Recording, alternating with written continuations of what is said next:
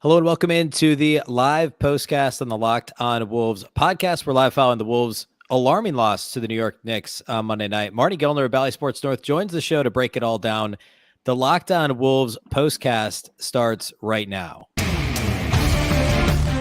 You are Locked On Wolves postcast, part of Locked On Sports Minnesota.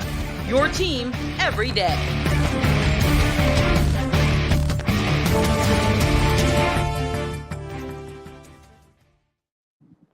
Hello and welcome into the Locked On Wolves podcast. We are live following the Wolves' loss to the New York Knicks on Monday. Of course, the postcast is part of the Locked On Wolves podcast, part of the Locked On Podcast Network, your team every day. My name is Ben Beecken. I'm the host of Locked On Wolves. Marney Gellner of Bally Sports North is with us live to talk through this one. And, the Wolves end up losing this by 13. It really wasn't that close. Down 24 at halftime, down by as many as 27, I think, early in the third quarter. Where do we want to start with this one, Marney? I think we start with just kind of the alarming, I think is the word you used, lack of, is it effort? Is it energy? Is it want to? Is it engagement? Not by everyone, but enough that our halftime interview is with Mike Nori, assistant coach for the Timberwolves.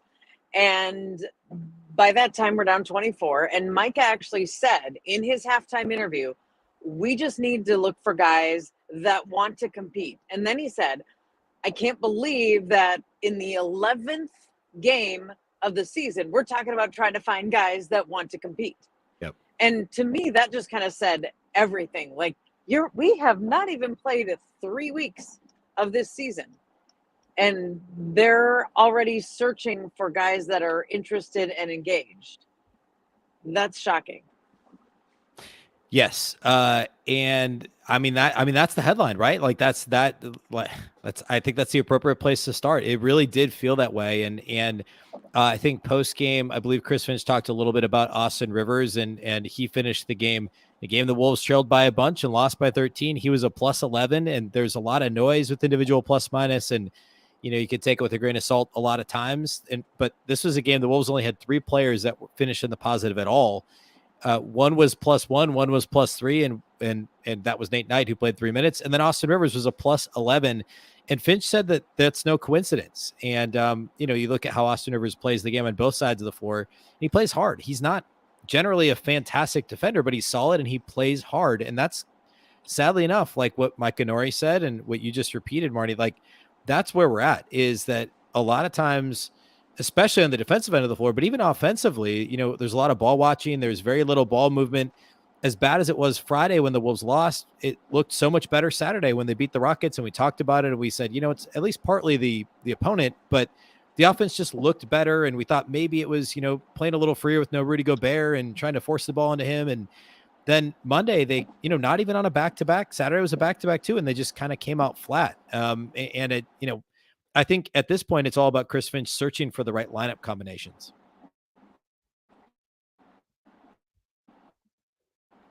Third game in 4 days, but guess what? It's also the Knicks' third game in 4 days, and they were on the road. So I don't know what the explanation is, and Chris Finch was asked about it multiple times in his post-game press conference, and he doesn't have the answer either. And Finch kind of always reverts to talking about defense. So when he was praising Austin Rivers and he talked about, he's willing to get into the ball. And the praise comes on the defensive end. And Finch talked multiple times when he was asked about, like, what, how could there not be the effort 11 games in? What are you searching for? What are you seeing?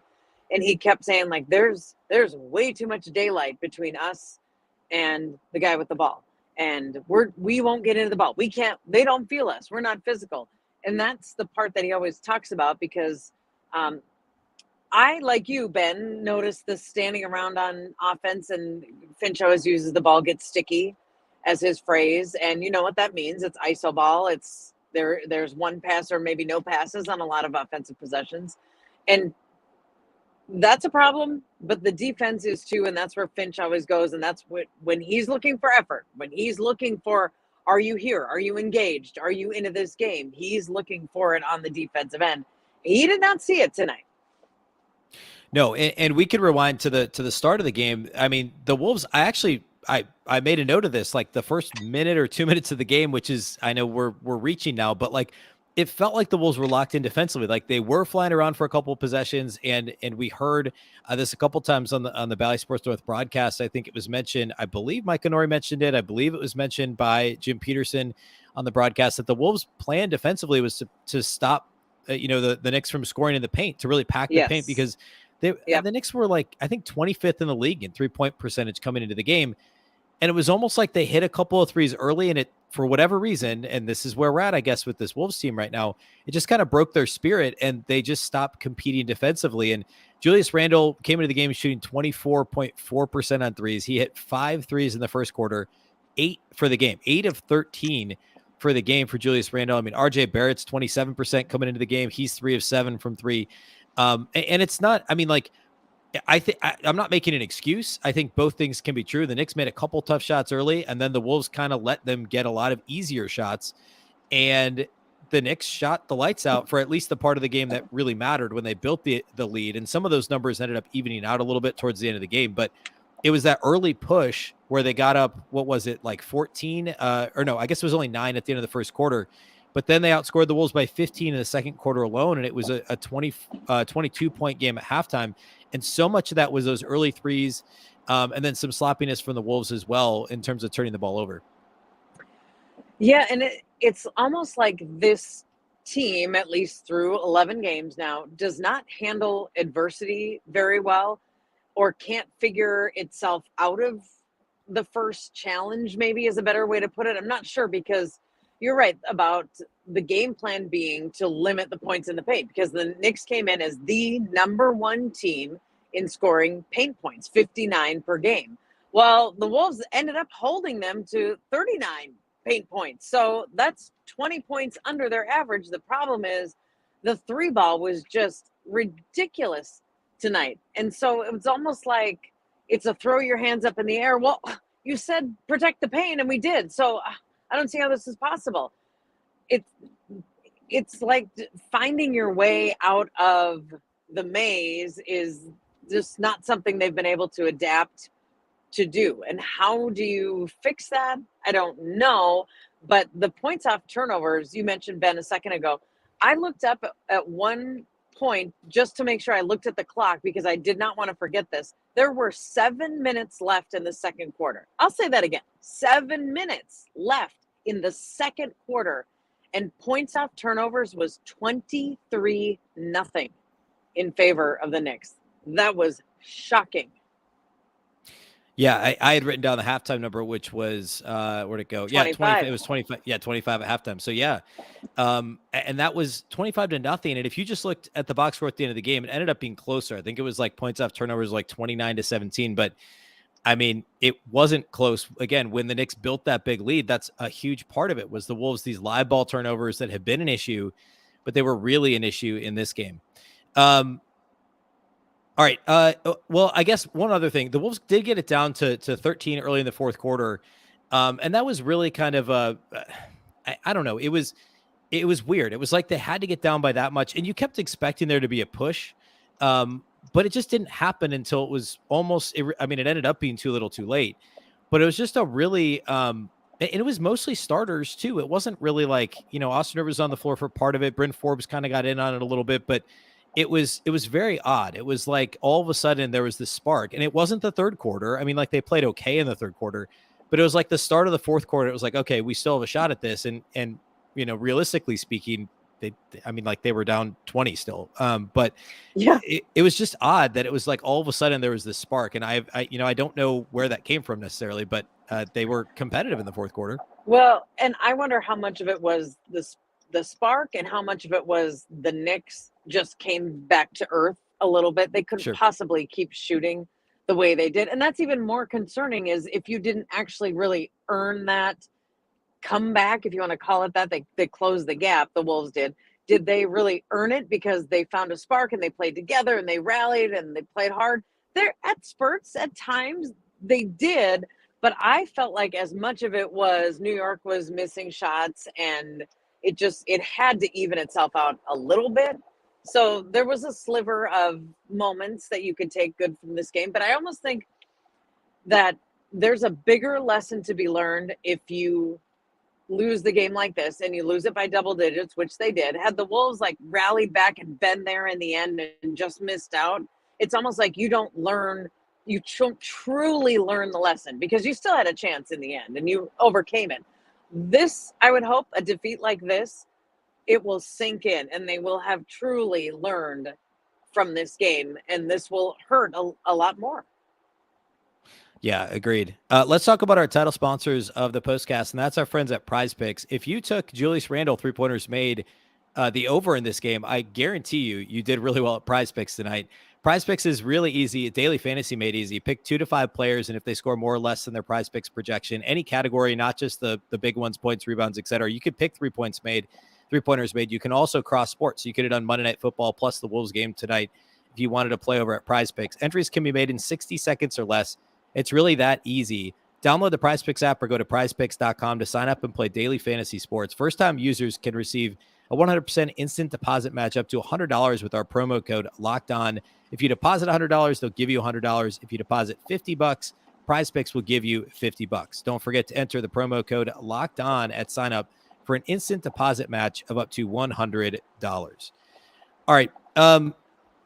So the Wolves, we talked about the defensive issues. We talked briefly about offense, but offensively, the ball movement continues to be an issue. The ball watching, the stickiness of the ball. I didn't even feel as much in this game like it was even a take turn on my turn, your turn offense, like we've talked about before. Because sometimes it really feels like, okay, Ant's going to try and take over. Now Cat's going to take over. But early, it was all about Karl-Anthony Towns. And he actually had a pretty good first quarter. He actually had a decent all-around game, I thought, too. Yeah, yep. Anthony Edwards was 0 of 5 at halftime, or excuse me, 1 of 5 at halftime, 1 of 4 from 3. So he had, I don't even think he attempted a shot until the second quarter or late first quarter, maybe. But he had 5 shot attempts at halftime. Only 1 was a 2-pointer. D'Angelo Russell for the entire game attempted 1 shot in the paint, got to the line just twice for 4 free throw attempts. The Wolves were not, which admittedly is not a huge part of D'Lo's game anyway, but I think when you have both, no Rudy Gobert, and you have only Cat really playing extremely well offensively, and Ant and D'Lo are both kind of no-shows, it puts you in a really tough spot, especially when you're playing so badly defensively and playing catch-up. It was just a very weird offensive start to this game as well for the Wolves. Yeah, I agree with that. And there was a point late in the second quarter, it might even been all the way to halftime, when Anthony Edwards had 2 points and 3 turnovers. And it was just like he couldn't get himself going, or didn't look like he even really wanted to get himself going. It was hard to tell. You can't read what's in someone's mind. I'm just looking at body language and effort on the court and all those kinds of things. And Jaden McDaniels, I thought, was the other one too, who picked up a couple of frustration fouls. Like, he didn't get a call on when he drove to the hoop, and then he immediately fouls. And he can't afford to do that because he picks up a lot of fouls as it is. He fouled out of this game. He was one that just looked like he just could not get things pointed in the right direction at all tonight. So there were enough of those guys where, yeah, there were struggles, but I do think Karl played a nice all-around game, and he looked like he had the energy and intensity throughout, but you can't just have it from one guy. Yeah, and he's played well in general the last several games, even back before Rudy started missing time. I thought Karl's been playing a lot better recently.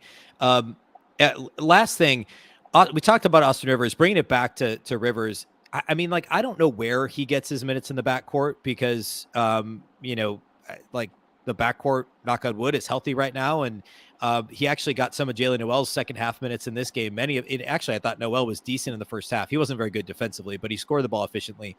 I don't know where he gets his minutes.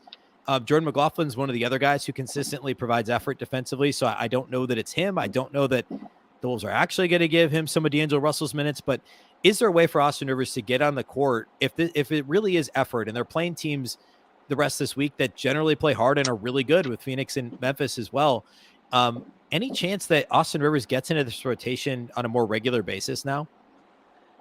I would think it's a possibility because of his defense, because if that is where Finch has seemingly lost patience the most. And if he just needs to find someone who is willing to close the gap of daylight and get into the ball and let the other guys feel you and all the phrases that Finch has used, Austin Rivers is a guy that will play like that. And he prides himself on defense, works hard on defense, does all the things defensively. So I would bet if there are minutes to be had and Austin plays well defensively and Finch just can't stands no more, that's probably where they'll be. Bryn Forbes played a little bit tonight too in some extended time as Finch was just kind of searching and looking. And he needed it offensively and defensively tonight, but Rivers specifically, I could see that happening, mostly for defense for sure though. Yeah. And like we said, a couple of tough games upcoming. Phoenix at home Wednesday and then Memphis on Friday.